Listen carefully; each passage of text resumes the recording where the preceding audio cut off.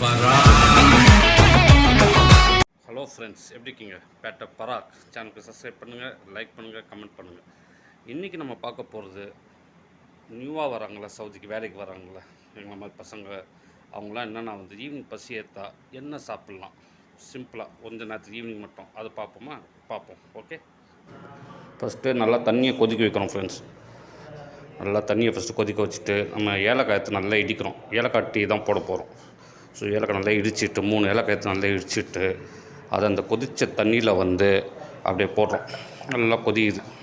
அதெல்லாம் அவங்களுக்கு தெரியும், பேசிக் தெரியும், சும்மா போடுறோம் பாருங்கள். சும்மா ஈவினிங் ஸ்நாக்ஸ்னால் யாரும் நம்ம எதிர்பார்க்க வேண்டாம், நம்மளே போட்டுக்கலாம், உட்காந்து ஒரு ஸ்நாக்ஸ் மாதிரி சாப்பிட்டுக்கலாம்.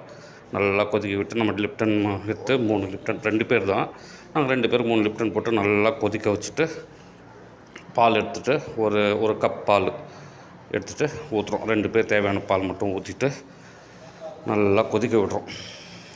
நல்லா கொதிக்குதா, உங்களுக்கே போட தெரியும், இருந்தாலும் காட்டுறேன். புதுசாக வரவங்களுக்கு டீ போட தெரியாதவங்களுக்கு சாப்பாடு செய்யறதுனால சும்மா பேசிக் பார்த்துக்கிட்டிங்கன்னா யூஸ்ஃபுல்லாக இருக்கும்ல. எல்லாம் பார்த்துட்டு தான் நல்லா கொதிக்குது, முடிஞ்சிச்சு, காஃபி டீ ரெடி. அதுக்கப்புறம் இதான் அந்த பால், அல்மாரி பால் 5 ரூபா 1 லிட்ரு வாங்கிட்டோமா.